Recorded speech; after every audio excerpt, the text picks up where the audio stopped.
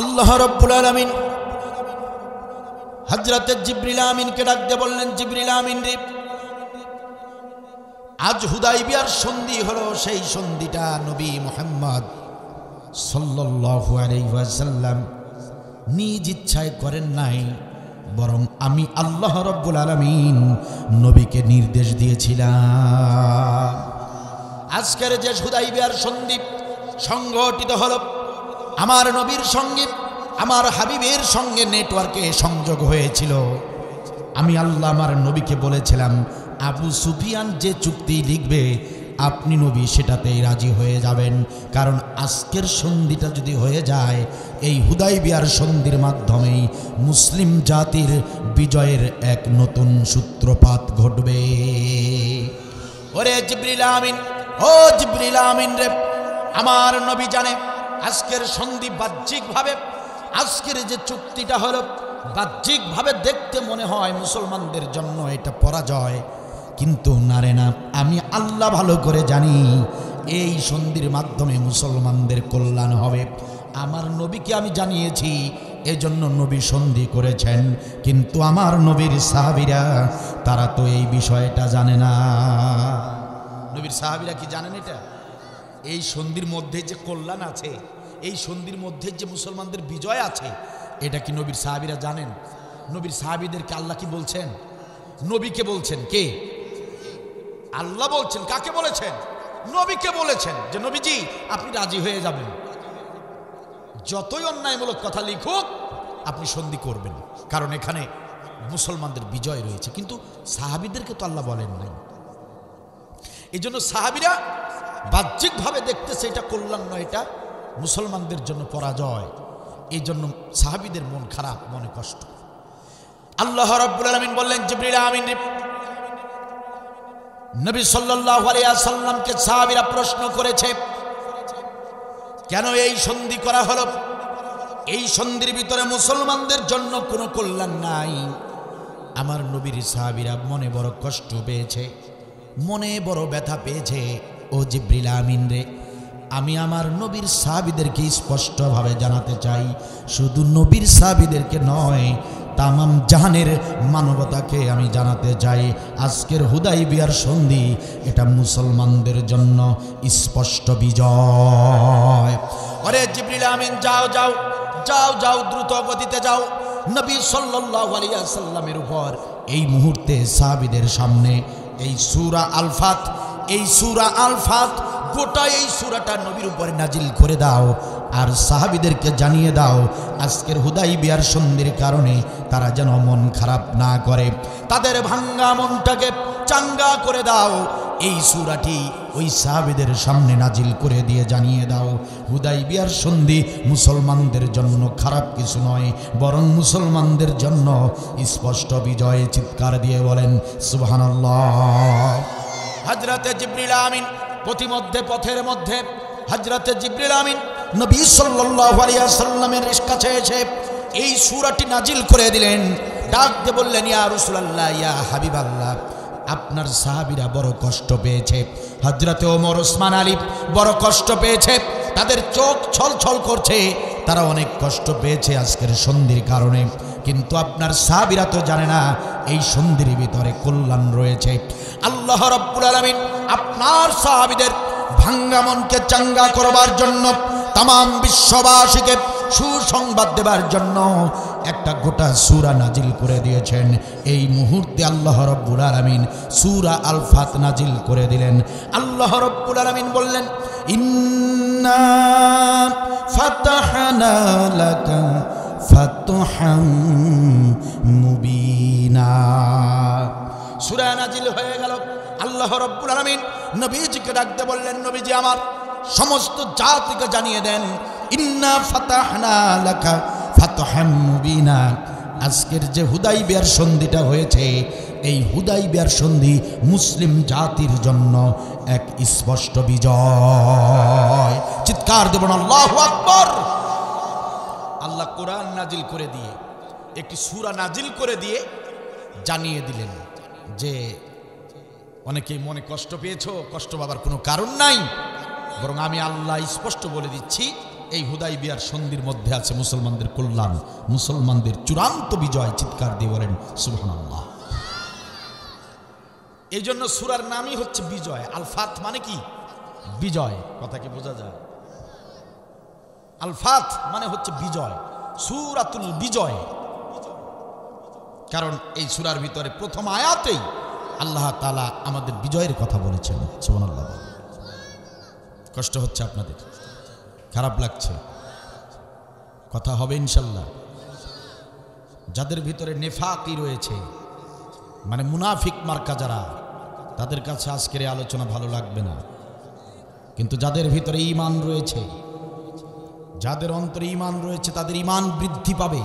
তারা এই আলোচনা শুনলে তাদের ভিতরে জোশ চলে আসবে ইনশাআল্লাহ। মুনাফিক যারা, তারা সহ্য করতে পারবে না, শরীর জ্বলে পুড়ে ছাই হয়ে যাবে। শুনতে রাজি আছেন আপনারা? রাজি আছেন? জোরে বলবে কেমনে মেম্বার ভাই? মোটামুটি কিছু অলস মানুষ আছে যারা কথাই বলতে চায় না। ওই যে শিক্ষক ছাত্রদেরকে গিয়ে বলছে ক্লাসরুমে যে আজকে আমি একটা পুরস্কার দিব, যে ছাত্রটা সবচেয়ে বেশি অলস তাকে আমি আজকে এই পুরস্কারটা দেব। তো শিক্ষক বলছে, ছাত্ররা তোমাদের মধ্যে সবচেয়ে কে বেশি অলস? হাত তোলো। কথা কি বুঝতেছেন? যে বেশি অলস তাকে কি দেওয়া হবে? পুরস্কার দেওয়া হবে। তো কে বেশি অলস? হাত তোলো। তো সবাই ছট করে হাত তুলেছে, পুরস্কার নিতে হবে তো সবাই হাত তুলেছে।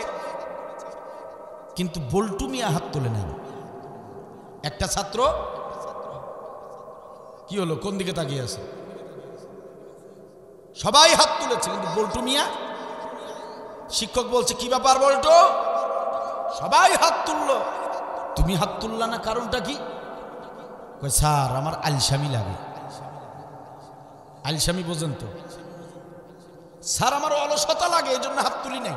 স্যার কয় পাইছি, তুমি হচ্ছে পুরস্কারের যোগ্য, কারণ সবাই হাত তুলেছে, তুমি হাত তুলো নাই, তুমি অলস একটু বেশি, তা পুরস্কারটা তোমার। তো বল্টু মিয়া আসো, পুরস্কারটা নিয়ে যাও। বল্টু মিয়া বলে, স্যার আপনার যদি ইচ্ছা থাকে পুরস্কারটা এসে দিয়ে যান, আমার আলসামিটাকে আমার যাইতে ইচ্ছা করে না। চিন্তা করছেন? যাইতেও ইচ্ছা করে না, এমন অলস, পুরস্কারটা যে নিবে। এইরকম অলস আপনাদের ভিতরে নাই তো? আছে কি? এরকম অলস হলে তো হবে না। কথা বলতেও যদি আলসামি লাগে তাহলে কেমনে হবে? সামনে তো সময় আসতেছে, সামনে তো সময় আসতেছে, বাংলাদেশের একটা সুসময় আসতেছে, নতুন সরকার গঠন হবে। কি হবে কিনা? তো আলসামি করলে তো হবে না, সবাইকে কাজ করতে হবে, চেষ্টা করতে হবে, মানুষের জন্য, মানবতার জন্য, দেশের জন্য, ইসলামের জন্য সবাইকে উঠে পড়ে লাগতে হবে। ঠিক কিনা বলেন? কপাল যা পোড়ার পুড়েছে, আর যেন না পড়ে। ঠিক কিনা বলেন? তাহলে অলসতা করবেন না। আসেন মূল আলোচনায় যাই। আমি সর্বশেষ নম্বর আয়াত, 29 নম্বর আয়াতের অংশ বিশেষ তিলাওয়াত করেছি। এখন থেকে ইনশাআল্লাহ 50 মিনিট কথা বলবো, খারাপ লাগবে? মূল আলোচনায় চলে যাচ্ছি। নড়াচড়া বন্ধ হবে, কথাবার্তা বন্ধ থাকবে।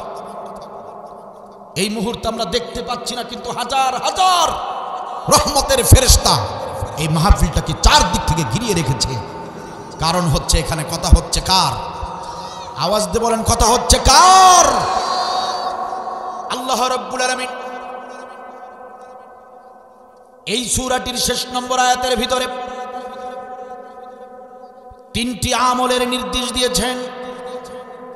আল্লাহ রাব্বুল আলামিন তার গোলামদেরকে 3টি কাজ করার নির্দেশ দিয়েছেন, 3টি গুণ, 3টি বৈশিষ্ট্যের কথা বর্ণনা করেছেন। আল্লাহ রাব্বুল আলামিন বলেছেন, এই 3টি গুণ যাদের ভিতরে থাকবে তারা নবীর অনুসারী হিসেবে, মুহাম্মদ সাল্লাল্লাহু আলাইহি ওয়াসাল্লামের শ্রেষ্ঠ উম্মত হিসেবে কাল হাসরের ময়দানে পরিচয় দিয়ে জান্নাতে প্রবেশ করবে। কয়টি গুণ থাকতে হবে? আওয়াজ দিয়ে বলেন, পিছনের ভাইরা বলেন, কয়টি গুণ, কয়টি আমল? তিনটি আমল। তিনটি আমল যারা করবে তারা মুহাম্মদ সাল্লাল্লাহু আলাইহি ওয়াসাল্লামের অনুসারী হিসেবে, উম্মত হিসেবে পরিচয় দিয়ে কাল হাসরের ময়দানে জান্নাতি হয়ে যাবে। চিৎকার দিয়ে বলেন সুবহানাল্লাহ। আসুন আল্লাহর ভাষায় আমরা শুনে নেই সেই তিনটি আমল কোন আমল। আমলের কথা শুনলে কি ভয় লাগে? আমল ছাড়া কি বাঁচার উপায় আছে? তাহলে আসুন আল্লাহর ভাষায় শুনি আল্লাহ তাআলা কি বললেন এই আয়াতের ভিতরে।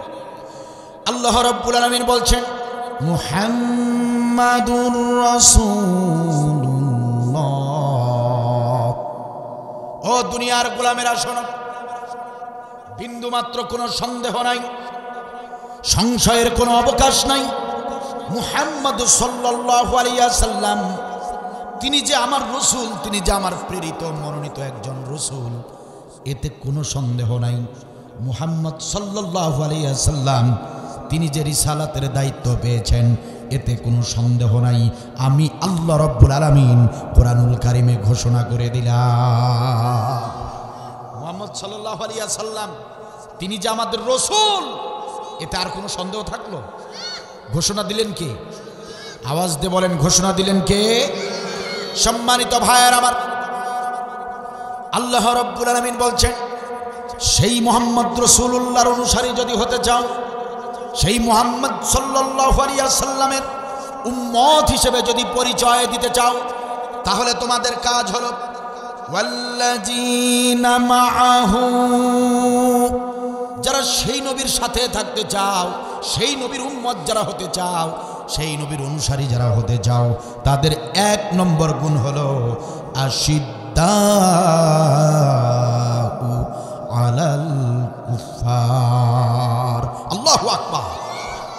ও আমার গোলামেরা শোনো, তোমরা যারা শেষ নবীর অনুসারী হতে চাও, তোমরা যারা শেষ নবীর শাফায়াত পেতে চাও, তোমাদের এক নম্বর কাজ হলো, এক নম্বর গুণ হলো, তোমাদের এক নম্বর বৈশিষ্ট্য হলো, তোমাদের এক নম্বর আমল হলো আশিদ্দাউ আলাল কুফার। কাফেরদের প্রতি নরম হওয়া চলবে না।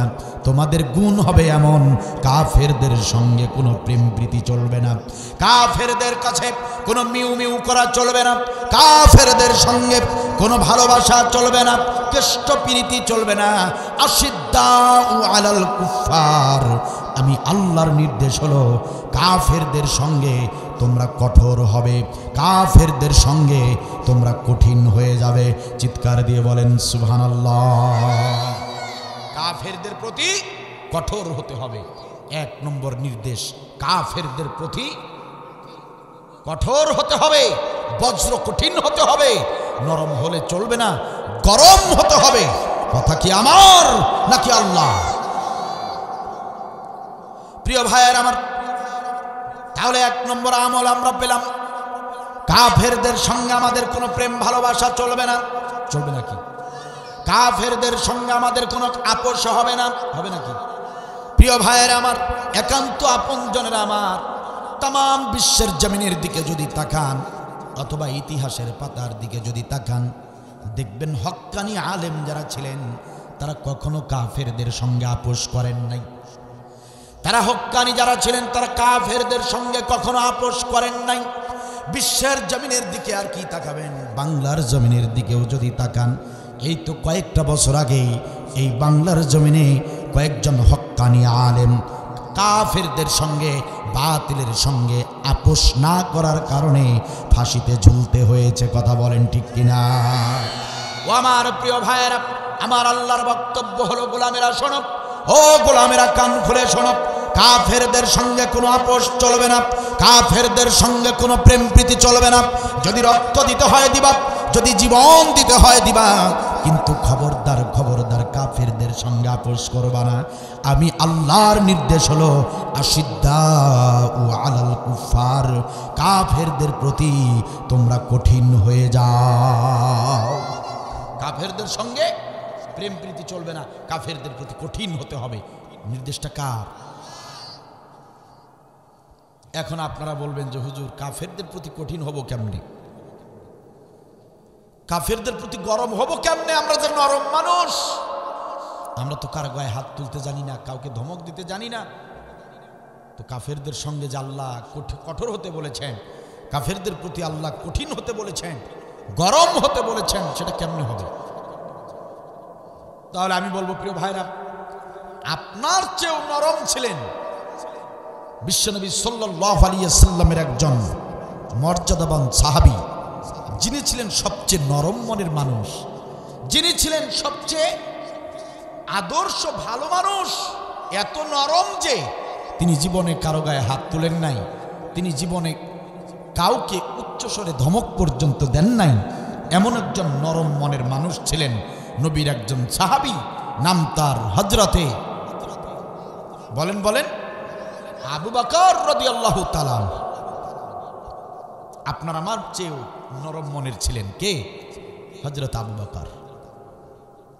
আবার নবীর দরবারে আরেকজন সাহাবী ছিলেন যিনি সবচেয়ে বেশি গরম, হযরতে, আওয়াজ দিয়ে বলেন হযরতে। দেখেন আবু বকরের মতো মানুষ, নরম মানুষটা, এই আয়াত যখন নাজিল হয়ে গেল, দেখেন আবু বকর এই নরম মানুষটা কাফেরদের প্রতি কেমন গরম হয়েছিল। সুবহানাল্লাহ বলবেন না? নবী সাল্লাল্লাহু আলাইহি ওয়াসাল্লামের প্রতি একদিন একটা আয়াত নাজিল হলো, মান যাল্লাযী ইউকরিদুল্লাহ করদান হাসানা। আল্লাহ আয়াত নাজিল করে বললেন, গোলামেরা কে আছো, আমি আল্লাহকে কর্জ দাও। কে আছো, আমি আল্লাহকে কর্জে হাসানা দাও। ও আমার গোলামেরা তোমরা কে আছো, আমি আল্লাহকে ধার দাও। এটা আমি বহুগুণ বৃদ্ধি করে হাসরের ময়দানে তোমাদেরকে ফেরত দেব। সুবহানাল্লাহ বলবেন? এই যে মসজিদ, মাদ্রাসায়, ওয়াজ মাহফিলে, ইসলামী আন্দোলনে, মানবতার কল্যাণে আপনারা আমরা যে দান করি, এই দান আসলে দান নয়। এই আয়াতের মাধ্যমে আল্লাহ বলেছেন এগুলো হচ্ছে আল্লাহর পক্ষ থেকে কর্জ। আল্লাহ কর্জ নিয়েছেন। আমরা যেসব দান করি, আল্লাহ বলতেছে গোলাম ওগুলো দান না, ওগুলো আমি আল্লাহ তোমাদের কাছ থেকে কর্জ নিয়েছি। হাসরের ময়দানে বহুগুণ বৃদ্ধি করে সেটা ফেরত দেব, তোমাদেরকে নাজাত দিয়ে জান্নাতের ফয়সালা দেব। সুবহানাল্লাহ বলবেন? বুঝতেছেন আপনারা?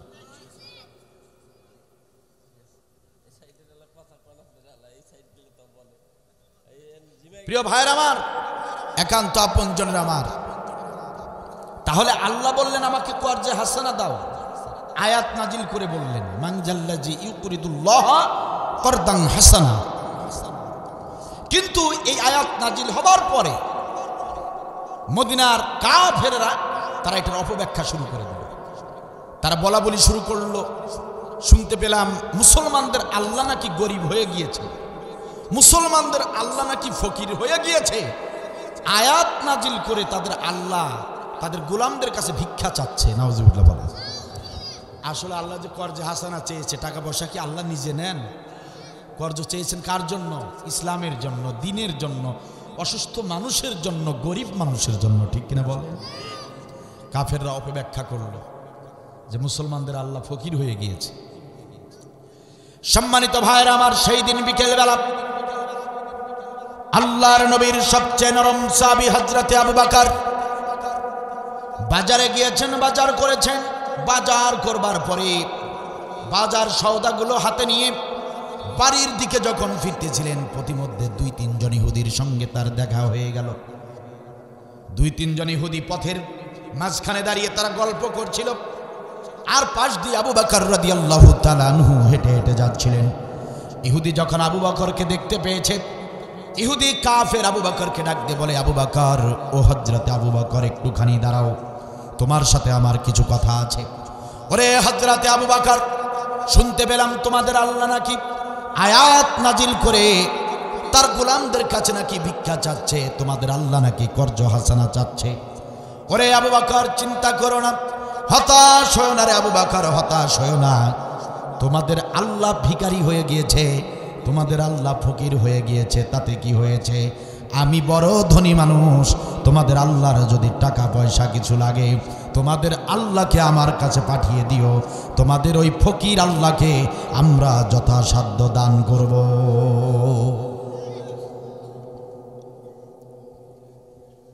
কি কথাটা কি ভালো কথা বলছে? খুবই জঘন্য ভাষায় আল্লাহকে ফকির বলেছে। ঠিক কিনা বলে? আল্লাহকে ভিখারি বলেছে। হযরত আবু বকর রাদিয়াল্লাহু তাআলা আনহু কাফেরের মুখ থেকে এমন জঘন্য কথা শোনার পরে তিনি চুপ থাকতে পারলেন না।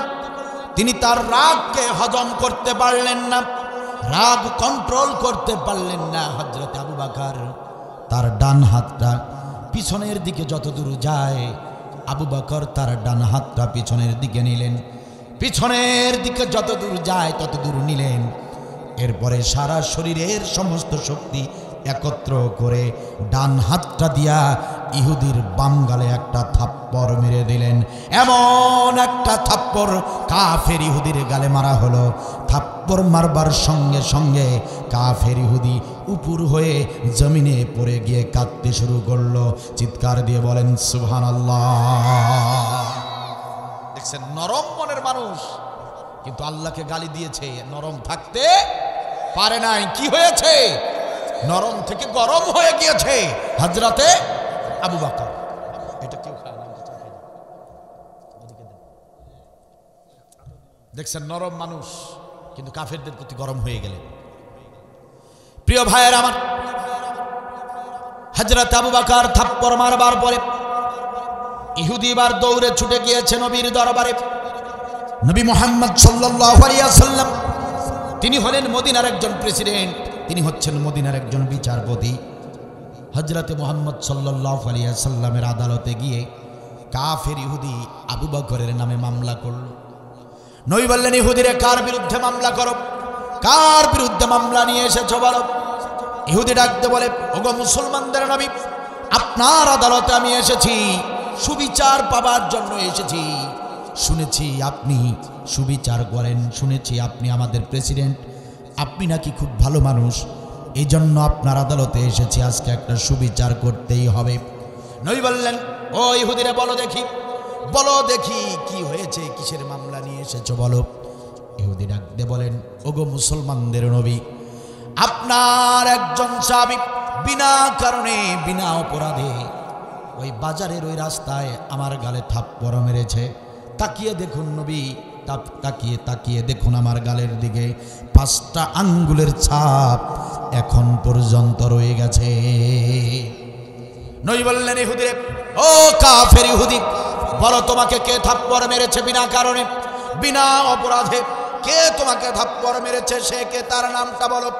ইহুদি ডাকতে বলে, ও মুসলমানদের নবী, যে সাহাবী আপনার আমার গালে থাপ্পড় মেরেছে, আপনার সেই সাহাবীর নাম হচ্ছে হযরতে আবু বকর। কি নাম? হযরতে। নবী বললেন, ইহুদিরে, ও কাফের ইহুদি, তুমি চিনতে পারো নাই, চিনতে পারো নাই, চিনতে পারো নাই, আসলে ওটা আবু বকর না, আবু বকর থাপ্পড় মারার লোক না। ও ইহুদি কাফের, আবু বকর তোমার গালে থাপ্পড় মারতে পারে না, তুমি তাকে চিনতে পারো নাই, আসলে থাপ্পড়টা মেরেছে আমার রাগী সাহাবী হযরতে উমর। সুবহানাল্লাহ বলবেন না? ইহুদি, তোমার চিনতে ভুল হয়েছে, তুমি চিনো নাই, ওটা আবু বকর না, ওটা আমার উমর। উমর, কারণ উমরের এরকম বিচার সালিশ মাঝে মাঝে করতে হয়, ওর মুখের চেয়ে হাত বেশি চলে। কি কথা বলেন না কেন? আর আবু বকরের কথা বলতেছে, আবু বকর থাপ্পড় মারার লোক না, ও তো জোরে সোরে ধমকি দিতে পারে। ইহুদি ডাকতে বলে, মুসলমানদের নবী গো, ও মুসলমানদের নবী, আমরা চিনতে ভুল করি নাই, চিনতে ভুল করি নাই, আপনার ওমরকেও আমরা ভালো করে চিনি, আবু বকরকেও ভালো করে চিনি। ওগো নবীজি, এই থাপ্পড়টা ওমর মারে নাই, আপনার শ্বশুর, আপনার আপন শ্বশুর, আপনার সবচেয়ে ঘনিষ্ঠ বন্ধু, আপনার সবচেয়ে মর্যাদাবান সাহাবী হযরতে আবু বকর দিনের বেলা প্রকাশ্যে আমার গালে বিনা কারণে থাপ্পড় মেরেছে।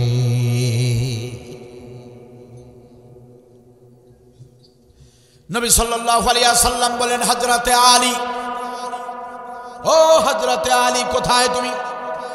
এই যে দেখো, ইহুদি মামলা দায়ের করেছে আবু বকরের বিরুদ্ধে, আবু বকরের বিরুদ্ধে মামলা দায়ের হয়েছে নবীর আদালতে। আমি তো হচ্ছি মুসলমানদের নবী, আমি কোরআনের নবী, আমি কোরআনের সরকার, আমার মদিনা হচ্ছে কোরআনের মদিনা, কোরআনের দেশ। ওরে হযরতে আলী, যাও যাও, দ্রুত গতিতে যাও, আবু বকরের নামে মিথ্যা, আবু বকরের নামে মামলা দায়ের হয়েছে, আবু বকরের নামে মামলা দায়ের করেছে ইহুদি। সুতরাং দেরি করো না, দেরি করো না, এই মুহূর্তে দ্রুত গতিতে যাও, আবু বকরের বাড়িতে গিয়ে তাকে গ্রেপ্তার করো, আবু বকরকে গ্রেপ্তার করে এই মুহূর্তে আমার আদালতে হাজিরি করো। মামলা হয়েছে তো আর দেরি নাই, গ্রেপ্তারের অর্ডার হয়ে গিয়েছে, আবু বকরকে গ্রেপ্তার করে আদালতে হাজির করো। এই হচ্ছেন আমাদের মুহাম্মদ সাল্লাল্লাহু আলাইহি ওয়াসাল্লাম। ইনসাফ কারে বলে, সুবিচার কারে বলে, উৎকৃষ্ট উদাহরণ দিয়েছেন আপনার আমার নবী মুহাম্মদ সাল্লাল্লাহু আলাইহি ওয়াসাল্লাম। যাও আবু বকরকে গ্রেপ্তার করে আনো।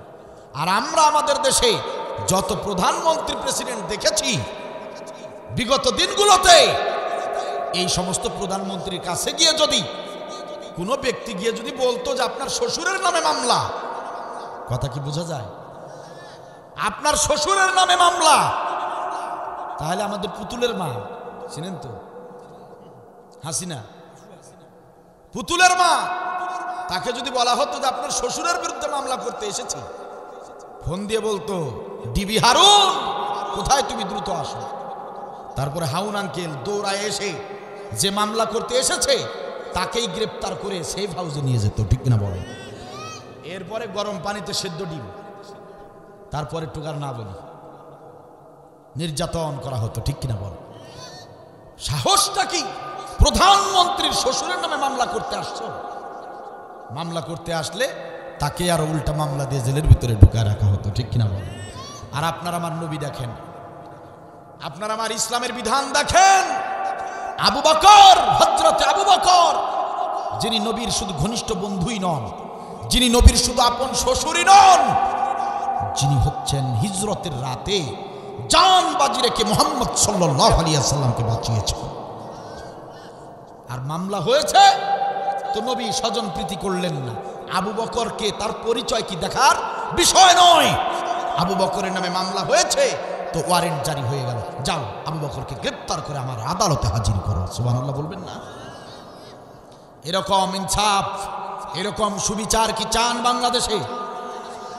2-4 জন চান না, সবাই চান এরকম ইনসাফ ভিত্তিক বিচার হোক, এরকম শাসক আসুক আমাদের বাংলাদেশে। এটা কি আপনারা চান? যদি চান তাহলে সুযোগ কাজে লাগাতে হবে। কথা কি বুঝতেছেন? আপনারা যদি চান বাংলাদেশটা কোরআনের দেশ হবে, কথা কি বোঝা যায়? আমরা বুঝি না, আমরা বুঝি না জামাত ইসলাম, আমরা বুঝি না বিএনপি, আমরা বুঝি না চরমনাই, আমরা বুঝি না মামুনুল হক, আমরা বুঝি না এনসিপি। আমরা স্পষ্ট ভাষায় জানাতে চাই, যারা এই কোরআনের পক্ষে কাজ করবে, যারা এই বাংলাদেশটাকে কোরআনের দেশ হিসেবে গঠন করার চেষ্টা করবে, আমরা ধর্মপ্রাণ মুসলমানেরা তাদের পক্ষে থাকবো। কথা বলেন ঠিক কিনা?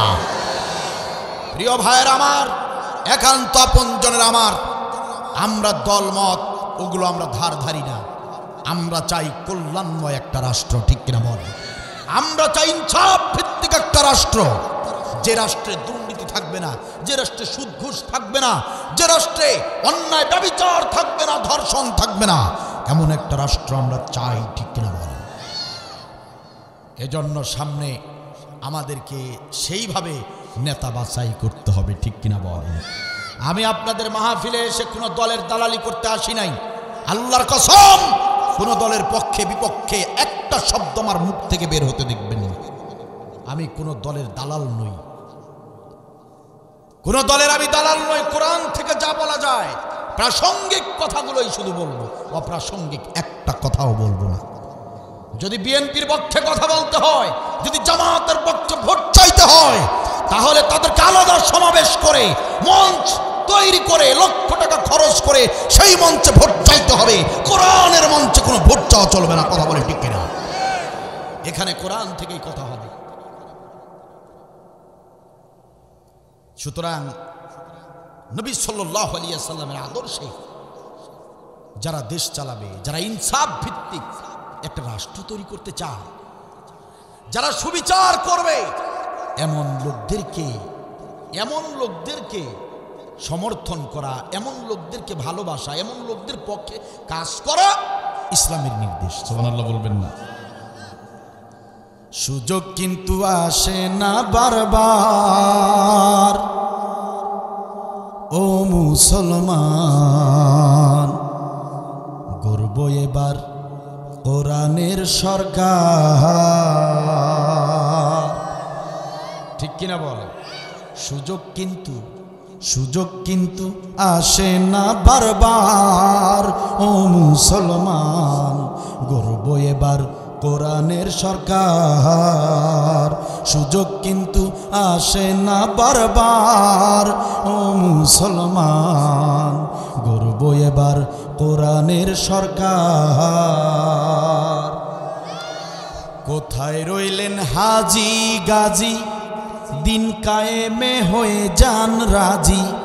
কোথায় রইলেন হাজি গাজী, কোথায় রইলেন হাজি গাজী, দিন কায়েমে হয়ে যান রাজি। একই ভুল করবেন না বারবার, ও মুসলমান, গর্ব এবার কোরআনের সরকার। গর্ব এবার কোরআনের সরকার, ও মুসলমান, গর্ব এবার কোরআনের সরকার। ঠিক কিনা বলেন? কোথায় রইলেন শ্রমিক মজুর, করব মোরা বৈষম্য দূর। কোথায় রইলেন শ্রমিক মজুর, কোথায় রইলেন শ্রমিক মজুর, করব মোরা বৈষম্য দূর। সবাই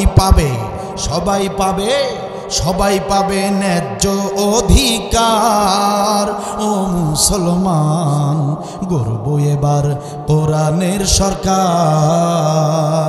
সুযোগ কিন্তু আসে না বারবার, ও মুসলমান, গর্ব এবার কোরআনের সরকার। ঠিক কিনা বলেন? নবী সাল্লাল্লাহু আলাইহি ওয়াসাল্লাম ইনসাফ করলেন। তিনি দেখলেন না আবু বকরকে, যাও ওকে গ্রেফতার করে আমার আদালতে হাজির কর। হযরত আবু বকরকে গ্রেফতার করে আদালতে হাজির করা হলো।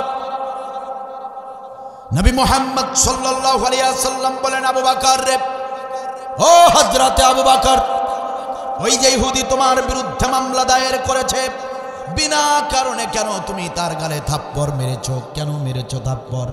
কি কারণে তার গালে থাপ্পড় মেরেছো? তুমি তার গালে থাপ্পড় মারবার কারণে ওই ইহুদি কাফের তোমার বিরুদ্ধে মামলা দায়ের করেছে। ও হযরত আবু বকর, বলো ঘটনাটা কি? বলো, কেন তুমি তার গালে থাপ্পড় মেরেছো?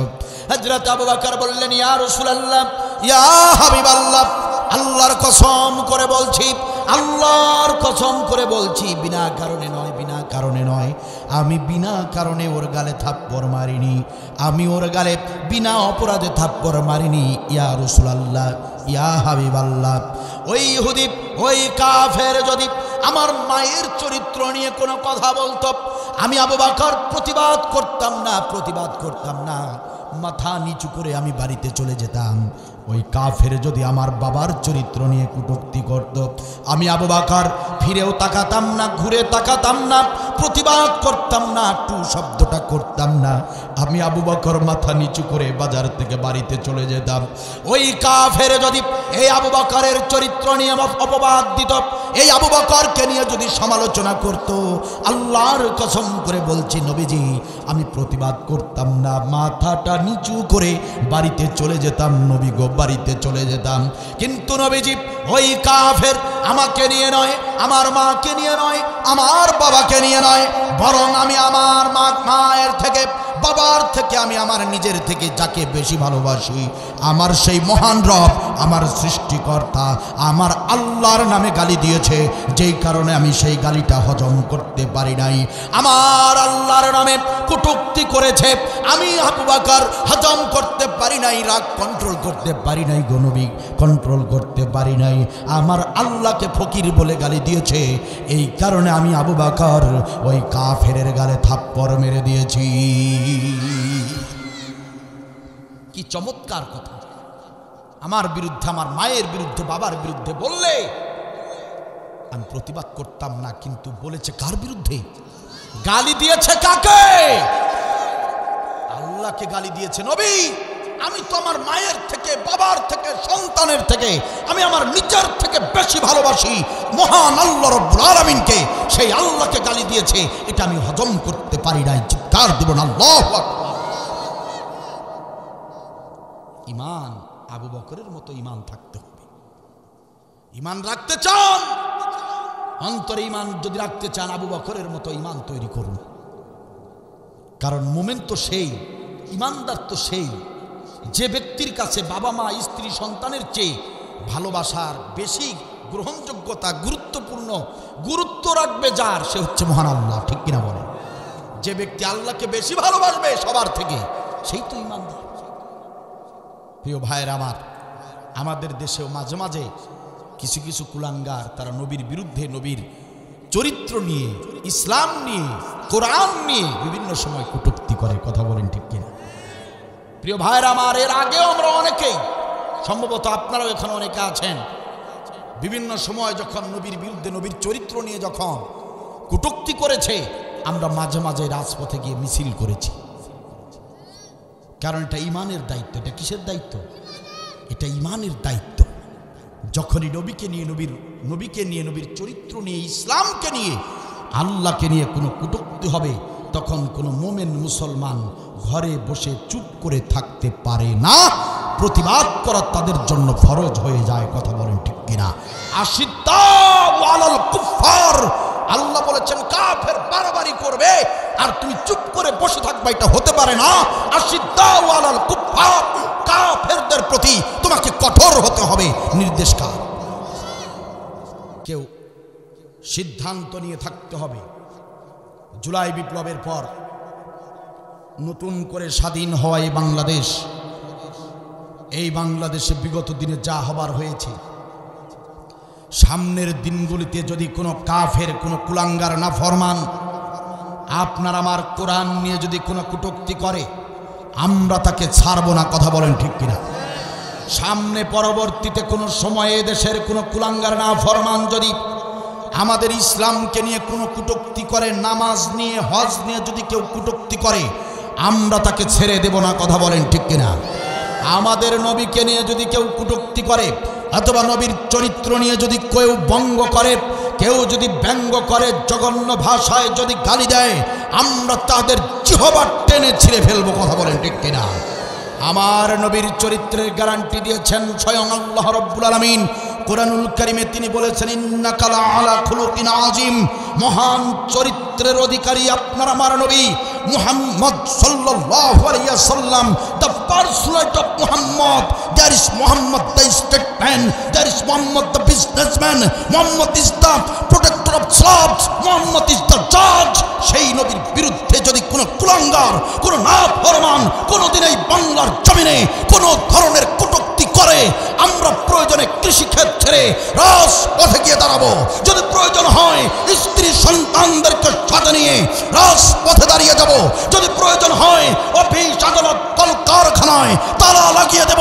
এই বাংলার জমিনে কোনো কুলাঙ্গার নাফরমানকে আমরা আর সুযোগ দিব না, কোনো প্রশ্রয় দিব না। কারা কারা রাজি আছেন দুহাত তুলে আল্লাহকে দেখা? মাশাআল্লাহ, জাযাকাল্লাহু খায়র। আমরা আমাদের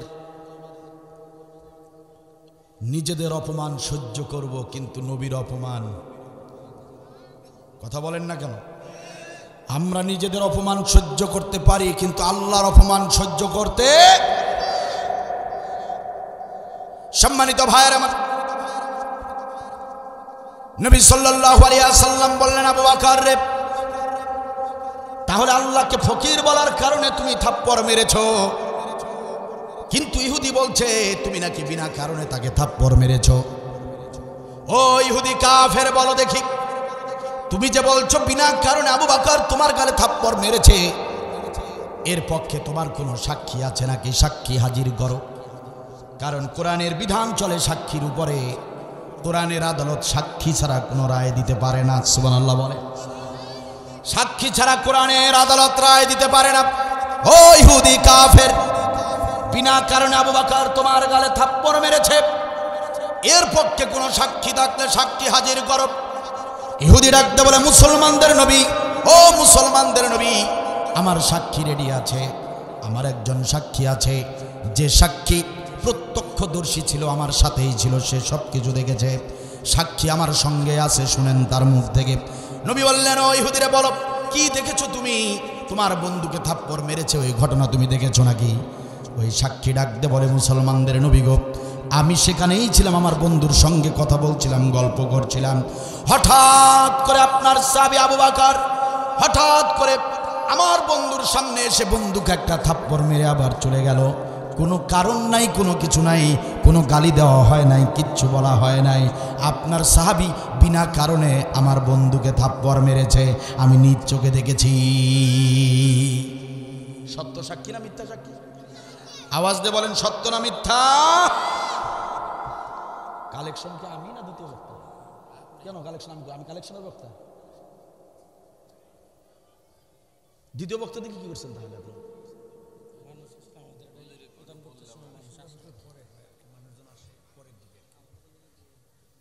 কি ব্যাপার, উঠছেন কেন? কি সমস্যা? কি সমস্যা? কি বসো, ফাজলামি করতে আসছে।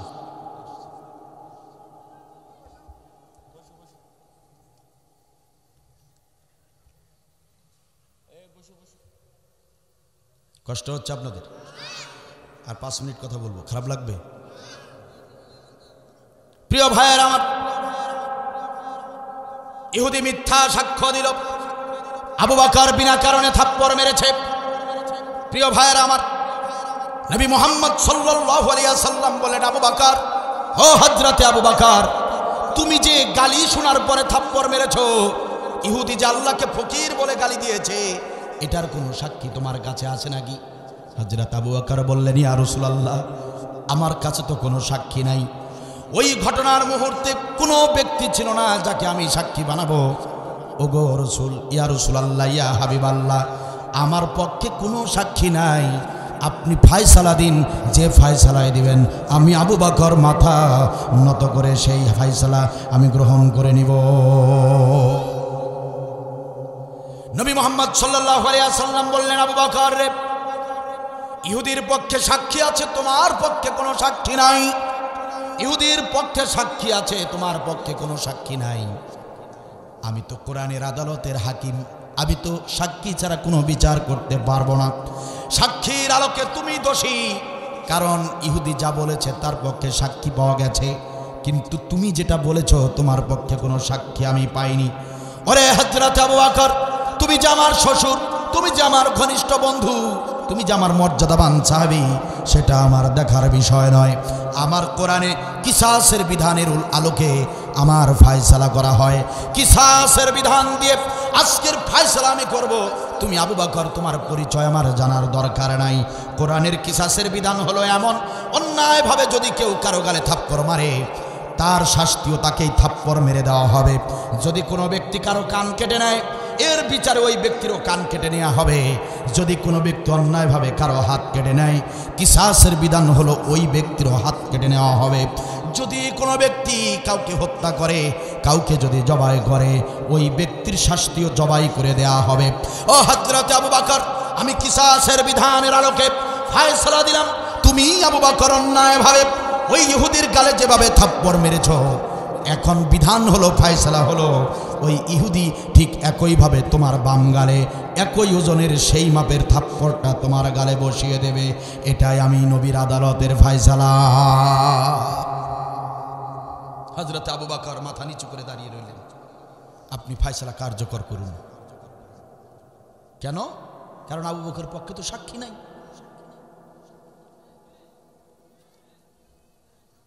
সম্মানিত ভাইয়ের আমার, ইহুদি কাফের ষাটের হাতায় ভাবে বুঝাচ্ছে আর সামনের দিকে গিয়ে যাচ্ছে, থাপ্পড় মারবে আবু বকরের গালে। ইহুদি কাফের খুশি না বেজার? ইহুদি কাফের খুশি, থাপ্পড় মারার জন্য এগিয়ে যাচ্ছে। প্রিয় ভাইয়েরা, আল্লাহ রাব্বুল আলামিন জিবরিল আমিনকে ডাক দিয়ে বললেন, ও জিবরিল আমিন, আমি আরশে বসে হাসি তামাশা করব, আর আমার আবু বকরের পবিত্র গালে ইহুদি কাফের অপবিত্র হাত দিয়ে থাপ্পড় মারবে। এটা তো হতে পারে না। ওরে জিবরিল আমিন বলো তো দেখি, ওই যে আবু বকর ইহুদির গালে থাপ্পড় মেরেছিল, বলো তো দেখি জিবরিল আমিন বলো তো দেখি, ও কি নিজের কারণে থাপ্পড় মেরেছে নাকি? জিবরিল আমিন বলেন, ইয়া রাসূলুল্লাহ, ইয়া রাব্বাল আলামিন, ওগো আল্লাহ, আপনি তো সবই দেখেছেন, আপনি তো সবই জানেন, তবু প্রশ্ন করছেন কেন? আল্লাহ রাব্বুল আলামিন বলেন, জিবরিল আমিন, আমি সব জানি, তবুও তোমার কাছ থেকে জেনে নিতে চাই, বলো তো দেখি আবু বকর নিজের কারণে তার গালে থাপ্পড় মেরেছে নাকি? জিবরিল আমিন বলেন, ইয়া রাব্বাল আলামিন, নিজের কারণে নয়, নিজের কারণে নয়, বরং আবু বকর আপনাকে গালি দিয়েছে ওই ইহুদি, এই কারণে থাপ্পড়টা মেরেছে। আল্লাহ বলেন, আবু বকর যদি আমার অপমান সহ্য করতে না পেরে ইহুদির গালে থাপ্পড় মেরে থাকে, তাহলে আবু বকর তো অপরাধী নয়, আবু বকর তো নির্দোষ। কিন্তু আমার নবীর আদালতে কিসাসের বিধানের আলোকে ফয়সালা হয়েছে, আবু বকরের পক্ষে তো কোনো সাক্ষী নাই। আবু বকরের পক্ষে সাক্ষী না থাকবার কারণে এখন ইহুদি আবু বকরের গালে থাপ্পড় মারবে, আর আমি আল্লাহ বসে থাকবো, এটা তো হতে পারে না। পৃথিবীর কোনো মানুষ সাক্ষী না থাকতে পারে। জিবরিল আমিন, জিবরিল আমিন রে, আমি আল্লাহ তো ঘটনাটা দেখেছি, আমি আল্লাহ তো ঘটনাটা জানি, সুতরাং পৃথিবীর মানুষ যেহেতু আবু বকরের সাক্ষী হতে পারে নাই, স্বয়ং আমি আল্লাহ আজকে নবীর আদালতে আবু বকরের পক্ষে রাজসাক্ষী হতে চাই। ওরে জিবরিল আমিন, দেরি করো না, দেরি করো না, ও জিবরিল আমিন, দেরি করো না। ইহুদির ওই অপবিত্র হাত দিয়ে আবু বকরের পবিত্র গালে থাপ্পড় মারার পূর্বেই যাও যাও যাও যাও, দ্রুত যাও, নবীর আদালতে গিয়ে ওহী নাজিল করে দাও, আমার পক্ষ থেকে আয়াত নাজিল করে দাও, নবীকে জানিয়ে দাও আজকের আদালতের রাজসাক্ষী স্বয়ং আল্লাহ রাব্বুল আলামিন। ওই ফয়সালা কার্যকর হবার আগেই, থাপ্পড় মারবার আগেই নবীকে গিয়ে বলো, আমি আল্লাহ নিজে সাক্ষ্য দিয়েছি। আল্লাহ রাব্বুল আলামিন ওহী নাজিল করে দিলেন আদালতের ভিতরে। ওই ইহুদি যখনই আবু বকরকে থাপ্পড় মারার জন্য গিয়েছে, সঙ্গে সঙ্গে জিবরিল আমিন এসে হাজির হয়ে গিয়েছে।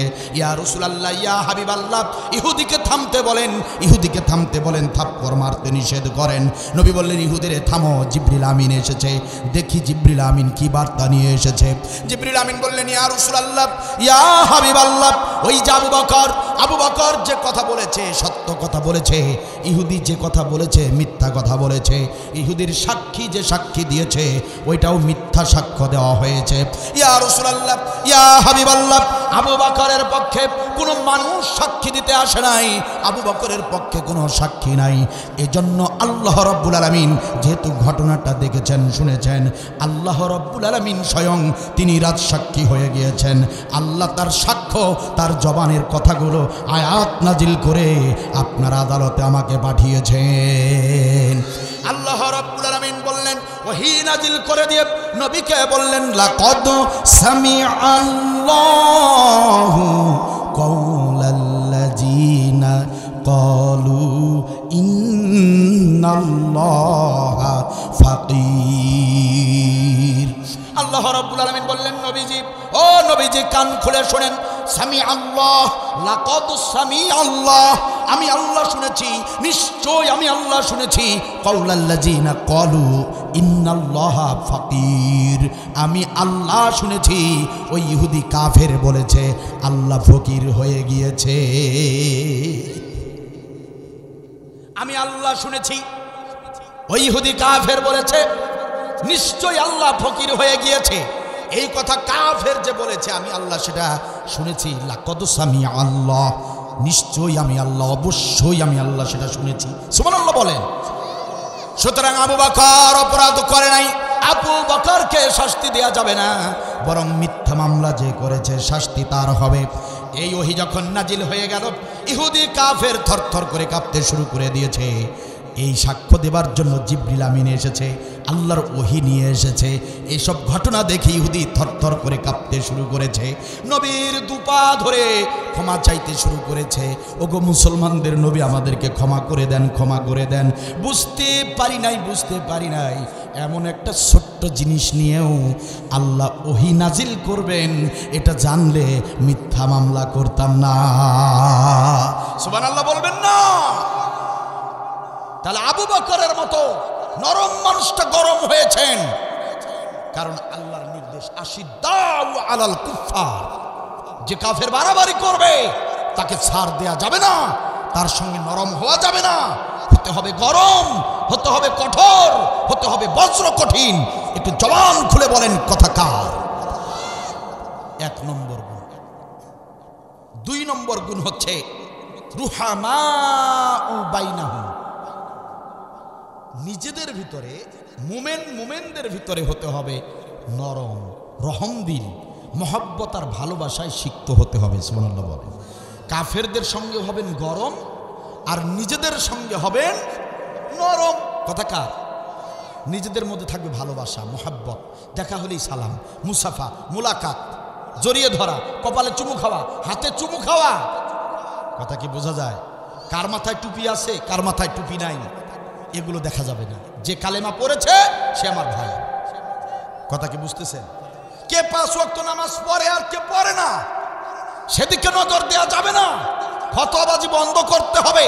কে জোরে আমিন বলে, কে আস্তে আমিন বলে, কে জুব্বা পরে আর কে ফাটা পাঞ্জাবি পরে, কে বুকের উপরে হাত বাঁধে আর কে নাভির নিচে বাঁধে, এগুলো নিয়ে ফতোয়াবাজি করা যাবে না। বরং যেই কালেমা পড়েছে সেই মুসলিম, আর যে মুসলিম সে আমার ভাই।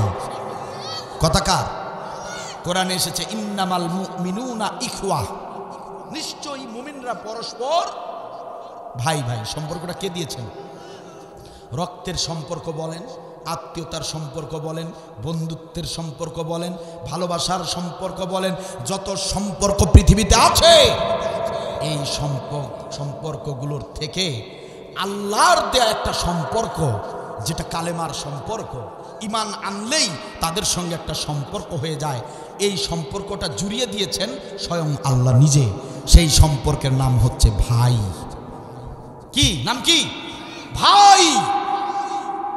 ভাইয়ের সম্পর্ক আল্লাহর কাছে অনেক দামি সম্পর্ক। সুতরাং ভাই ভাই হয়ে চলতে হবে। হিংসা বিদ্বেষ বন্ধ, কোনো ভেদাভেদ রাখবো না, কারো গীবত করব না, মামলা হামলা করব না। সে আমার ভাই। সে যদি মুসলিম হয় সে আমার কি ভাই। আপনারা রাজি আছেন? সমস্ত মুসলিমরা আজকের সিদ্ধান্ত নিতে রাজি আছেন, আমরা আর কারো পিছনে লাগবো না, কারো হিংসা করব না, কাউকে নিন্দা করব না, ঘৃণা করব না। মুসলিমরা আমরা সবাই ভাই ভাই হয়ে থাকবো। রাজি আছেন? এটা হলো 2 নম্বর আমল। আর কয়টা আমল আছে? আরেকটা আমল আছে, লম্বা আলোচনা, আমি শেষ করে দিলাম। 2টা। একটা হচ্ছে কঠোর হতে হবে কাফেরদের প্রতি, নরম হতে হবে মুমিনদের প্রতি। 3 নম্বর আরেকটি আমল আছে, আমি কি বলবো? আব্দুল বারিকে এখানে আনা হয়েছে টাকা দিয়ে। কথা কি বোঝা গেছে? পথ খরচ দেওয়া হয়েছে আগে, আজকে আবার আলোচনা শেষে টাকা দিতে হবে। দিন যদি কায়েম হয়ে যায়, আব্দুল বারি আসবে, অন্যান্য আরো অনেক বড় বড় আলেম আসবে, কিন্তু আপনাদেরকে টাকা দিতে হবে না। দিন কায়েম হয়ে গেলে মসজিদ, মাদ্রাসা, তারপরে যে বক্তারা হয়ে যাবে দাওয়া বিভাগের, দাওয়া অধিদপ্তরের আওতায় ফার্স্ট ক্লাস গেজেটেড কর্মকর্তার মতো তারা বেতন ভাতা পাবে। বক্তাদেরকে শিডিউল দেওয়া হবে। দেশ যখন কোরআনের দেশ হয়ে যাবে, বক্তাদের মাসিক শিডিউল থাকবে, কোন উপজেলায়, কোন ইউনিয়নে, কোথায়, কোন দিন কবে ওয়াজ করতে হবে, বক্তব্য দিতে হবে, কোন বিষয়ের উপর বক্তব্য দিতে হবে, সরকার থেকে মনিটরিং করা হবে, সরকার থেকে বেতন দেওয়া হবে। আব্দুল বারি আসবে, সরকারি গাড়িতে আসবে, সরকারি গাড়িতে যাবে, একটা টাকাও দিতে পারবেন না, দেওয়া যাবে না, সেও নিবে না। এরকম একটা দেশ হবে তখন, কোরআনের সরকার হবে যখন। মসজিদ, মাদ্রাসা, এই মাদ্রাসার জন্য আপনারা টাকা দিচ্ছেন। দেশ যদি কোরআনের হয়ে যায়, এই মাদ্রাসা পরিচালনা করতে যত টাকা লাগে, শিক্ষক বলেন, যা কিছু বলেন, সরঞ্জামাদি যা বলেন, আসবাবপত্র, ভবন, সব দিবে সরকার। কিন্তু আমাদের তো পুরা কপাল, আমরা কোরআনের দেশ পাই নাই। আমাদের দেশে কোরআন নাই, কোরআনের আইন নাই। এই জন্য আমাদের নিজেদের পকেটের টাকা দিয়ে মাদ্রাসা চালাতে হয়। অবশ্যই এটার যা এটার প্রতিদান একজন দিবেন। কে দিবেন? আল্লাহ দিবেন। এটাকে আপনারা বিশ্বাস করেন? কিছুক্ষণ আগে আমি একটা আয়াতের কথা বলছিলাম না, আল্লাহ কর্জে হাসানা চেয়েছেন। আল্লাহ বলেন, গোলামেরা দাও, মাদ্রাসায় দাও, দ্বীনি শিক্ষায় দাও, মানুষের জন্য দাও, দান করো। এটা দান না রে গোলাম, এটা আমি আল্লাহ কর্জ নিচ্ছি। কি সুন্দর কথা, সুবহানাল্লাহ বলবেন না? আল্লাহ বলেন, এটা আমি কর্জ নিচ্ছি, এটা আমি বহুগুণ বৃদ্ধি করে হাসরের ময়দানে তোমাদেরকে আমি ফেরত দিব, যাতে করে তোমরা নাজাত পেয়ে জান্নাতে যেতে পারো। আল্লাহ রাব্বুল আলামিন দেখবেন, এই যে কোরআনের শুরুতেই বলেছেন, কোরআনের শুরুতেই যারা জান্নাতি মুত্তাকিন হবে তাদের কথা বলতে গিয়ে আল্লাহ শুরুতেই বলেছেন, কি বলেছেন? আলিফ লাম মিম যালিকাল কিতাবু লা রাইবা ফিহি হুদাল লিল মুত্তাকিন আল্লাযিনা ইউমিনুনা বিল গায়বি ওয়া ইউকিমুনাস সালাহ ওয়া মিম্মা রাযাকনাহুম ইউনফিকুন ওয়া মিম্মা রাযাকনাহুম ইউনফিকুন। আল্লাহ বলেছেন তোমাদের 3 নম্বর কাজটা হলো দ্বীনের পথে, ইসলামের পথে দান করবা। তোমাদেরকে যে রিজিক আমি দিয়েছি সেই রিজিক থেকে তোমরা খরচ করবা। সুবহানাল্লাহ বলবেন। আল্লাহ রাব্বুল আলামিন আবার আরেক জায়গায় বলেছেন, সিররাম ওয়া আলানিয়া মিম্মা রাযাকনাহুম সিররাম ওয়া আলানিয়া, তোমরা প্রকাশ্যেও দান করবা, গোপনেও দান করবা। সুবহানাল্লাহ বলবেন না? তার মানে দান আপনি প্রকাশ্যেও করবেন, গোপনেও করবেন। অনেকে বলে, বিশেষ করে এরকম মাজলিসে যখন বলা হয় যে ভাইজান বলেন তো আপনি কত দিবেন, কয় আমি বলবো না, আমি পরে। আপনি বোঝেন নাই, কেন বলবেন না? বলে যে না বলা যাবে না, না বলাই ভালো, পরে বল। এরকম অনেকে বলে না, এরকম বলে না। উনি জানে না, উনি এটা বোঝে নাই। যখন প্রকাশ্যের দান চাওয়া হচ্ছে তখন প্রকাশ্যে দেওয়াটাই উত্তম, কারণ প্রকাশ্যে দেওয়ার বিধান আল্লাহ দিয়েছেন সিররাম ওয়া আলানিয়া, গোপনেও দিবা প্রকাশ্যেও দিবা। সুবহানাল্লাহ বলবেন না? দেখেন আল্লাহ কি সুন্দর বলেছে,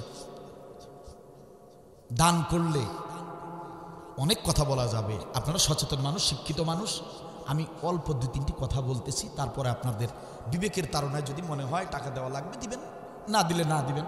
আমি আব্দুল বারী কালেকশনের কন্ট্যাক্ট নিয়ে মাহফিল করি না যে আপনারা টাকা না দিলে আমাকে তারা মাহরুম করবে, এমনটা নয়।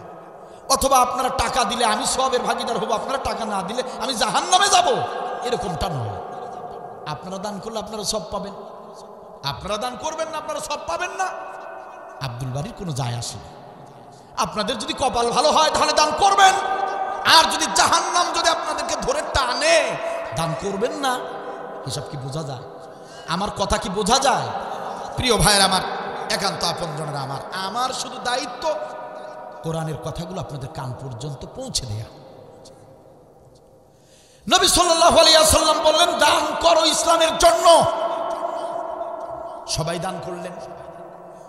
বললেন যে ওসমান তুমি কত টাকা কত দিনার দিরহাম নিয়ে এসেছো ওটা আমার জানার দরকার নাই, তুমি বলো কত অংশ নিয়ে আসছো সেটা বলো। ওসমান বললেন ইয়া রাসূলুল্লাহ, আমি আমার সহায় সম্পত্তির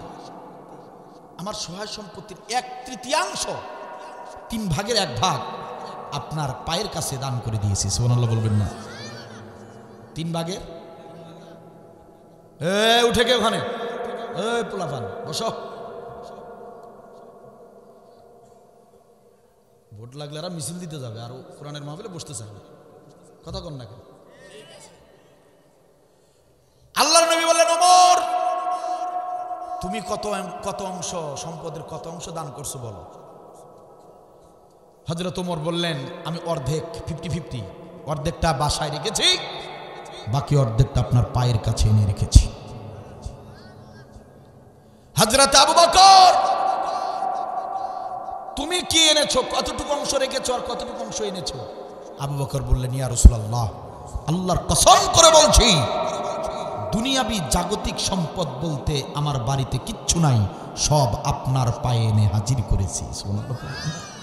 তাহলে তোমার বাড়িতে কি রেখে এসেছো? আবু বকর বললেন আল্লাহ এবং আল্লাহর নবীর নামের বরকত ছাড়া আমার বাড়িতে আর কিছু নাই। যা ছিল সব এনেছে, কথা আপনারা বুঝতেছেন?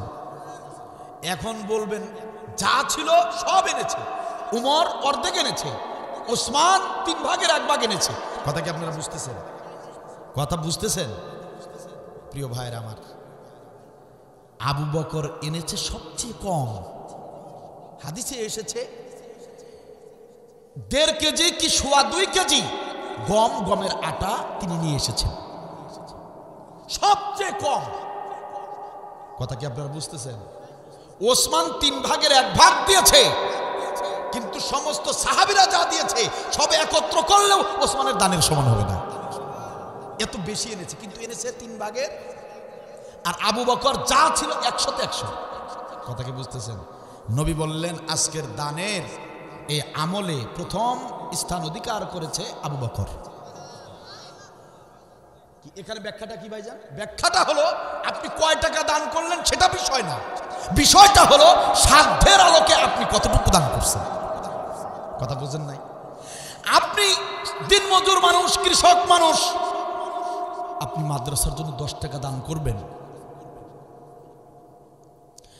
আরেকজন শিল্পপতি মানুষ, একজন বড় ব্যবসায়ী মানুষ, তার আছে কোটি টাকা, সে যদি 1000 দান করে, আর আপনি একজন দিনমজুর মানুষ, আপনি দিন গেলে 400 টাকা বেতন পান, আপনি 10 টাকা দান করবেন, আল্লাহ বলেন ওই 1000 টাকার চেয়ে আমার এই কলিমুদ্দিন সলিমুদ্দিন ও যে 10 টাকা দিয়েছে ওই দান আমি আল্লাহর কাছে প্রিয়। সুবহানাল্লাহ বলবেন না? কেন? যে সাধ্যের আলোকে আপনি যেটা দিচ্ছেন ওটা দিতে আপনার অনেক পুড়েছে, অনেক জ্বলেছে, অনেক কষ্ট হয়েছে। 10 টাকায় আপনার কাছে লাখ টাকা, ঠিক কিনা বল? আর ওই ব্যক্তি যার কোটি কোটি টাকা, ও তো কয়েক লাখ টাকা দিতে পারতো, তা না দিয়ে সে দিয়েছে 10,000 টাকা, 1000 টাকা। এই জন্য প্রিয় ভাইয়েরা বুঝতে হবে, সাধ্যের আলোকে দান করবেন, সামর্থ্যের আলোকে দান করবেন। প্রথম হয়ে গেল আবু বকর, দ্বিতীয় হয়ে গেল উমর, তৃতীয় হয়ে গেল ওসমান। এখন আসল ঘটনায় আসেন। দান করলে এর প্রতিদান শুধু পরকালে নয়, আল্লাহর কসম, দান করলে এর প্রতিদান শুধু পরকালে নয়, দান করলে এর প্রতিদান ইহকালে এবং পরকালে। সুবহানাল্লাহ বলবেন না? ইহকালে এবং পরকালে। কেমনে? এই দেখেন, মজার একটা যুক্তি দেখায় দেই, ব্যাখ্যা দেখায় দেই। ইহকালে আল্লাহ রাব্বুল আলামিন, মাশাআল্লাহ, 100 কত 200, মাশাআল্লাহ। তবে আমি 200-300 আগে না, আগে আমি হাজারগুলো নিব ইনশাআল্লাহ। দেখবো যে এলাকার লোকদের ইমান কত বড়, কতটুকু ইমান রয়েছে, আমি সেটা দেখবো ইনশাআল্লাহ। দেখেন আমার কথা, আমার দিকে তাকান প্রিয় ভাইরা আমার। ইহকালেও দিবে আল্লাহ, পরকালেও দিবে। আগে দিবে ইহকালে, আপনি দান করবেন, এই দানের বিনিময় প্রতিদান আল্লাহ আগে এই দুনিয়াতেই দিবে। সুবহানাল্লাহ বলবেন না? তার বাস্তব প্রমাণ দেখেন। ওই যে আবু বকর ফার্স্ট হইল না দানে, ওমর সেকেন্ড, ওসমান কয় নম্বর? 3 নম্বর হয়েছিল। আল্লাহ বলেন এই যে দানে যে আমার নবী ফার্স্ট সেকেন্ড থার্ড করে দিয়েছে, আমি আল্লাহ ইহকালীন মর্যাদার দিক দিয়ে ওই 3 জনকে ওইভাবেই সিরিয়াল করে দিলাম। ইসলামের প্রথম খলিফা হয়ে গেল পরবর্তীতে নবীর ওফাতের পরে আবু বকর, দ্বিতীয় খলিফা হলো হযরতে ওমর, তৃতীয় খলিফা হয়েছে হযরতে ওসমান। সুবহানাল্লাহ বলবেন? দেখছেন অবস্থাটা? দেখছেন? একদিন হযরতে আলী বড় বেকায়দায় পড়ে গিয়েছে, হাতে টাকা পয়সা নাই। হযরতে ফাতেমা রাদিয়াল্লাহু তাআলা আনহা জ্বরে বিভোর হয়ে গিয়েছে, এত জ্বর, কি করবেন কিছু ভেবে পাচ্ছেন না। পকেটে টাকা না থাকলে, স্ত্রী যদি অসুস্থ থাকে, পুরুষ মানুষের কি অবস্থা হয় জানেনই তো। হযরতে আলীর কাছে মাত্র কয়েকটা দিরহাম আছে। হযরতে আলী ভাবলেন যে আল্লাহর নবীর হাদিস, মুহাম্মদ সাল্লাল্লাহু আলাইহি ওয়াসাল্লাম বলেছেন, জ্বর অবস্থা যদি আনার খাওয়ানো যায়, কি আনার যদি খাওয়ানো যায়, ওই ব্যক্তির উপশম হবে, জ্বর কমে যাবে। সুবহানাল্লাহ বলবেন না? হযরতে আলী কয়েকটা টাকা ছিল, কয়েকটা দিনার দিরহাম ছিল, নিয়ে বাজারে গিয়েছেন।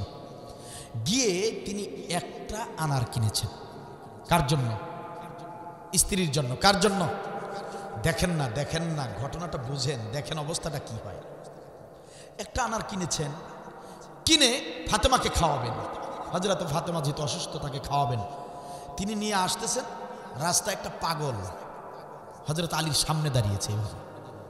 দাঁড়িয়ে বলতেছে, হযরত আলী, আমি 2 দিন থেকে কিছু খাই না, দে আনার, দে আমাকে, আমি 2 দিন থেকে কিছু খাই না। এরকম পাগল মাঝে সাঝে আসে না সামনে? হযরত আলী দে। হযরত আলী তাকিয়ে দেখলেন, আমার দিকে লক্ষ্য করেন, তাআলা আনহু, তিনি তাকিয়ে দেখলেন এই পাগলের শরীরে ভাই গোশত নাই, না খেয়ে শুধু হাড্ডি, কঙ্কাল সার। হযরত আলীর মায়া হয়ে গেল, আর মনে পড়ে গেল যে অভুক্ত মানুষ, আরে না খাওয়া মানুষ, এই মানুষদেরকে যদি আমি দান না করি, কাল হাসরের ময়দানে আল্লাহ বলবে, আলী আমি না খেয়েছিলাম, তুমি আমাকে খাওয়াও নাই। কি বলবে না? হযরত আলী কি করবেন? কি করবেন তিনি? তার তো আর কোনো টাকাও নেই যে আরেকটা আনার কিনে নিয়ে যাবেন। হযরত আলী বললেন, পাগল ভাই আমার, একটা কাজ করো, আমার স্ত্রী খুব অসুস্থ, তার জন্য নিয়েছিলাম আনারটা জ্বর কমানোর জন্য, তো আমার কাছে আর কোনো টাকা নাই। প্রিয় ভাই আমার, তুমি অর্ধেকটা খাও আর অর্ধেকটা আমাকে দিয়ে দাও, অর্ধেকটা খেয়ে অর্ধেকটা আমাকে দিয়ে দাও, সেটা আমার বিবিকে খাওয়াবো। সুবহানাল্লাহ বলবেন। পাগল কি করেছে? ওটা আলীর কাছ থেকে নিয়েছে, অর্ধেক দিব দে, নিয়ে পুরোটাই খেয়ে ফেলছে। কিছু করার আছে? হযরতে আলী রাদিয়াল্লাহু তাআলা আনহু মাথা নিচু করে বাসার ভিতরে ঢুকেছেন। স্ত্রীর সামনে কিভাবে দাঁড়াবেন, কোন লজ্জায়, কোন মুখ নিয়ে দাঁড়াবেন? আহারে, একটা মাত্র স্ত্রী, এত আদরের স্ত্রী, একটুখানি ওষুধ পানির ব্যবস্থা করতে পারি নাই।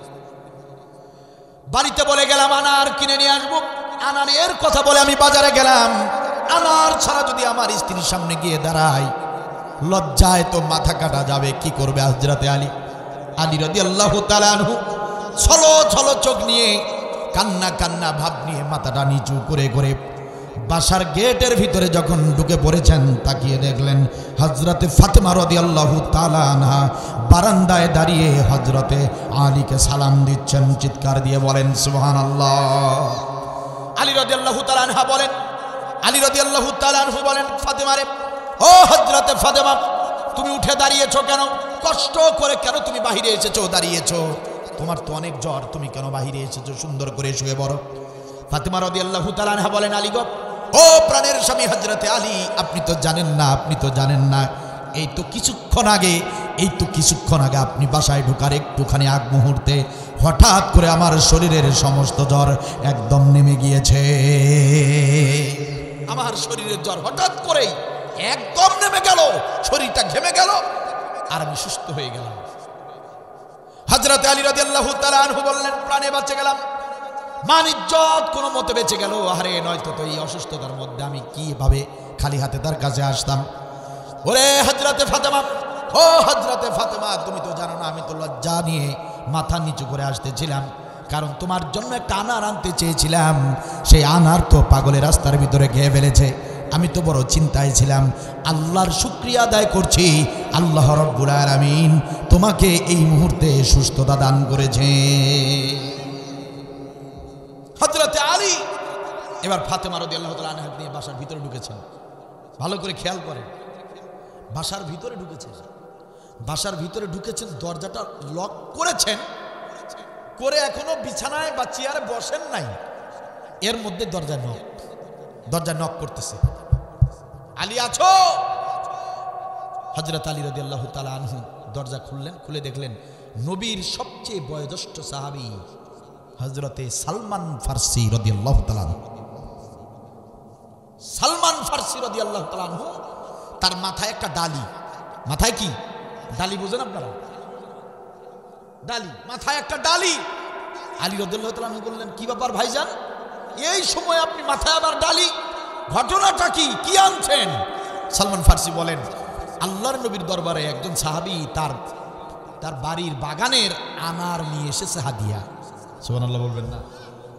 আল্লাহর নবীর কাছে একজন সাহাবী এসেছেন, হাদিয়া নিয়ে এসেছেন আনার, কারণ আমি বাগান করেছি, অনেক আনার হয়েছে, নবী আপনার জন্য এই কয়েক বস্তা আনার আপনার জন্য এনেছি। সুবহানাল্লাহ বলবেন না? নবী আবার কি করেছেন, সেই আনারগুলো ভাগ করেছেন, ভাগ করে হযরত আলী তোমার কাছে পাঠিয়েছে, এই ডালির ভিতরে আনারগুলো তোমার কাছে পাঠিয়েছে। হযরত আলী বললেন, কয়টা আনার? তোমার ডালিতে কয়টা আনার আছে? নবী কয়টা আনার দিতে বলেছে আমাকে? তো সালমান ফারসি রাদিয়াল্লাহু তাআলা আনহু বলছেন, 9টা। কয়টা? 9টা। কয়টা? আসলে আনছেন 10টা, একটা আনার তিনি লুকাইছেন, আর বলছেন 9টা আনা হয়েছে। হযরতে আলী বললেন, সালমান ফারসি রে, ও আল্লাহর নবীর সাহাবী সালমান ফারসি, মিথ্যা বলো না, মিথ্যা বলো না, 9টা আনার হতে পারে না, হতে পারে না। তুমি বুঝি আর কি করতেছো নাকি? আমি যতটুকু জানি নবীর হাদিস অনুযায়ী, আমার আজকে দিবালোকের মতো পরিষ্কার আমার বোঝা হয়ে গিয়েছে। আমি পাগলকে নিজে না খেয়ে নিজের জিনিসটা পাগলকে দেওয়ার কারণে, যে কারণে ফলটা বাড়িতে আনার চেষ্টা করেছিলাম যাতে জ্বরটা ভালো হয়ে যায়, সেই ফলটা আমি পাগলকে দিয়েছিলাম, বিনিময়ে আল্লাহ আমার ফাতেমার জ্বরটাকে উপশম করে দিয়েছে। আবার নবীর মুখে আমি হাদিস শুনেছি, নবী সাল্লাল্লাহু আলাইহি ওয়াসাল্লাম বলেছেন, যদি আল্লাহর কোনো বান্দা বান্দি একটা জিনিস, একটা টাকা, একটা জিনিস যদি আল্লাহর দ্বীনের জন্য, ইসলামের জন্য দান করে, আল্লাহ রাব্বুল আলামিন ওই ব্যক্তির জন্য 10টা বৃদ্ধি করে দুনিয়াতেই ওই ব্যক্তির জন্য 10 গুণ বৃদ্ধি করে দুনিয়াতেই তাকে দেয়া দেন। চিৎকার দিয়ে বলেন সুবহানাল্লাহ। 10 গুণ বৃদ্ধি হয়ে যায়। একটা জিনিস যদি আল্লাহর পথে ব্যয় করা হয়, সেটা 10টা জিনিস আল্লাহ দুনিয়াতেই দেয়া দেন। আমি একটা আনার পাগলকে দিয়েছি, আনার যেহেতু এসেছে রসুলের মুখের সঙ্গে, হাদিসের সঙ্গে মিলে যাচ্ছে, কিন্তু 9টা তো মেলে না রে ভাই, 9টা তো মেলে না। আমার মন বলছে 9টা নয়, যেহেতু আনারের বদলে আজ আনার এসেছে, 9টা আনার আসার কথা নয়। যেহেতু একটা দান করলে 10টা দুনিয়াতেই পাওয়া যায় 10টা, সেহেতু ভাই গুণে ভালো করে দেখো, তোমার ডালিতে 10টা আনার আছে। চিৎকার দিয়ে বলেন সুবহানাল্লাহ। সালমান ফার্সি রাদিয়াল্লাহু তাআলা আনহু এইভাবে নিজের এই যে বগলের দিকে হাত দিয়ে জামার নিচে হাত ঢুকায়া আরেকটা আনার বের করে দিয়ে বলেন, আলী 10টাই তো আনছি। সুবহানাল্লাহ। বাস্তব, প্র্যাকটিক্যাল।